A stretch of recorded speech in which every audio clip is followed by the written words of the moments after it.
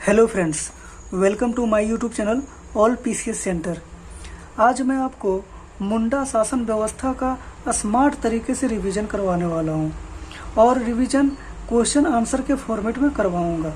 Friends, JPSC PT के लिए जो भी चीज़ें इंपॉर्टेंट है मैं वो सारी चीज़ें इसमें बताने वाला हूं। साथ ही साथ क्वेश्चन का आंसर बताने के समय इसे अच्छे से समझाऊंगा भी। इससे आपको जेपीएससी पीटी पास करने में बहुत ही ज़्यादा हेल्प मिलेगी। तो आइए शुरू करते हैं। पहला प्रश्न है, मुंडा शासन प्रणाली में कौन सा पद वंशानुगत था? ऑप्शन ए केवल मुंडा, बी केवल मानकी, सी ए एवं बी दोनों, डी इनमें से कोई नहीं। तो मुंडा शासन प्रणाली में गांव का प्रधान मुंडा होता था और मुंडा का पद वंशानुगत होता था। और मुंडा शासन प्रणाली में जो अंतर ग्रामीण पंचायत होती थी, जिसे पढ़ा के नाम से जाना जाता था, उसका प्रधान मानकी होता था और मानकी का पद भी वंशानुगत होता था। तो यहाँ देखिए, मुंडा का पद भी वंशानुगत होता था और मानकी का पद भी वंशानुगत होता था। इसलिए इसका सही उत्तर होगा ऑप्शन सी, ये एवं बी दोनों। फ्रेंड्स, मैं आपको एक चीज और बता देता हूँ कि जेपीएससी पीटी के पेपर 2 में झारखंड के जितने भी टॉपिक्स हैं मैं एक एक करके सबका स्मार्ट तरीके से रिवीजन करवाऊंगा। इसलिए हमारे यूट्यूब चैनल को सब्सक्राइब करके हमसे जुड़े रहें, क्योंकि इससे आपको एग्जाम की तैयारी में बहुत हेल्प मिलने वाली है। अब अगला प्रश्न देखिए, मुंडा शासन व्यवस्था में अखड़ा स्थल क्या था? ऑप्शन ए पंचायत स्थल, बी सांस्कृतिक स्थल, सी ए एवं बी दोनों और डी इनमें से कोई नहीं। तो मुंडा शासन व्यवस्था में अखड़ा पंचायत स्थल भी था और सांस्कृतिक स्थल भी था, क्योंकि पंचायत का आयोजन अखड़ा में किया जाता था और सांस्कृतिक कार्यक्रम का आयोजन भी अखड़ा में ही किया जाता था। इसलिए इसका सही उत्तर होगा ऑप्शन सी, ये एवं बी दोनों। अब अगला प्रश्न देखते हैं, मुंडा शासन व्यवस्था में बलि देने के लिए पाहन को दी जाने वाली भूमि को क्या कहा जाता था? ऑप्शन ए भूत खेता भूमि, बी डाली कटारी भूमि, सी ए एवं बी दोनों और डी इनमें से कोई नहीं। तो फ्रेंड्स, मुंडा शासन व्यवस्था में बलि देने के लिए पाहन को जो भूमि दी जाती थी उसे डाली कटारी भूमि कहा जाता था। और डाली कटारी भूमि का उपयोग पाहन मुख्य रूप से 2 कार्यों के लिए करता था, एक पूजा पाठ करने के लिए और दूसरा बलि देने के लिए। जबकि भूत खेता भूमि का प्रयोग गांव में भूत के प्रकोप से बचाने के लिए, गांव को भूत के प्रकोप से बचाने के लिए विशेष पूजा की जाती थी। उस पूजा के लिए भूत खेता भूमि का प्रयोग किया जाता था। इसलिए इसका सही उत्तर होगा ऑप्शन बी, डाली कटारी भूमि। अब चलिए अगले प्रश्न पर। अगला प्रश्न है, मुंडा शासन व्यवस्था में पाहन द्वारा बलि देने का कार्य क्यों किया जाता था? ऑप्शन ए गांव को चोर से बचाने हेतु, बी गांव के लोगों को डराने हेतु, सी गांव में भूत के प्रकोप को खत्म करने हेतु और डी गांव में शांति बनाए रखने हेतु। तो मुंडा शासन व्यवस्था में गांव का जो धार्मिक प्रधान होता था उसे पाहन कहा जाता था।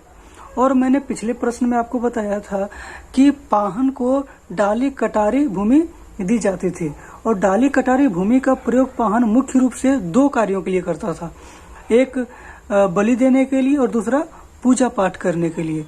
तो ये दोनों ही कार्य गांव में शांति बनाए रखने के लिए ही किया जाता था पाहन के द्वारा।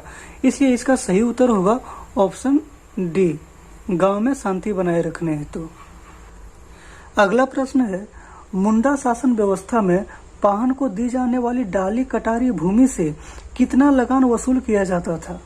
ऑप्शन ए 20%, बी 30%, सी 50% और डी 0% अर्थात निःशुल्क। तो फ्रेंड्स, मुंडा शासन व्यवस्था में जो डाली कटारी भूमि जो दी जाती थी वह बिल्कुल लगान मुक्त होती थी, उस पे 0% लगान वसूल किया जाता था। इसलिए इसका सही उत्तर होगा ऑप्शन डी, 0% निःशुल्क। अगला प्रश्न है, मुंडा शासन व्यवस्था में दीवान पद का अधिकारी क्या होता था?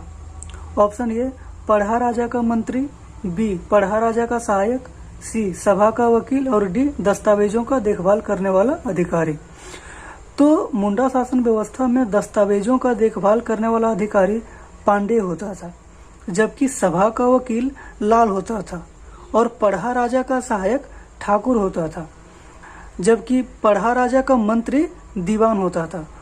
तो इसका सही उत्तर होगा ऑप्शन ये, पढ़ा राजा का मंत्री। अगला प्रश्न है, केसी राय की पुस्तक मुंडा एंड देयर कंट्रीज के अनुसार मुंडा जनजाति कितने भाग पर शासन करती थी? ऑप्शन ए 78 पीढ़ी एवं 80 सीढ़ी, बी 80 पीढ़ी एवं 82 सीढ़ी, सी 81 पीढ़ी एवं 83 सीढ़ी और डी 85 पीढ़ी एवं 86 सीढ़ी। तो इसका सही उत्तर होगा ऑप्शन सी, 81 पीढ़ी एवं 83 सीढ़ी। दरअसल मुंडा एंड देयर कंट्रीज एक पुस्तक है जिसके लेखक हैं केसी राय। इस पुस्तक में केसी राय ने लिखा है कि मुंडा जनजाति 81 पीढ़ी एवं 83 सीढ़ी पर शासन किया करती थी। अगला प्रश्न देखिए, मुंडा साम्राज्य का सुतिया नागखंड कितने क्षेत्रों में फैला था? ऑप्शन ए 5 गढ़ एवं 20 परगना, बी 7 गढ़ एवं 21 परगना, सी 8 गढ़ एवं 21 परगना और डी 8 गढ़ एवं 20 परगना। तो इसका सही उत्तर है ऑप्शन बी, 7 गढ़ एवं 21 परगना। अगला प्रश्न है, मुंडा शासन व्यवस्था में हातू किसे कहा जाता था? ऑप्शन ए परिवार, बी समाज, सी ग्राम पंचायत और डी पंचायत स्थल। तो फ्रेंड्स, मुंडा शासन व्यवस्था में ग्राम पंचायत को हातू कहा जाता था और ग्राम पंचायत के प्रधान को हातू मुंडा कहा जाता था।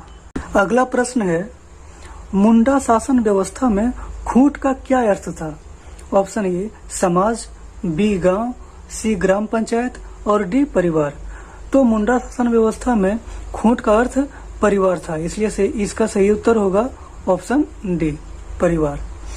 अगला प्रश्न है, मुंडा शासन व्यवस्था में पनभरा किसका सहायक था?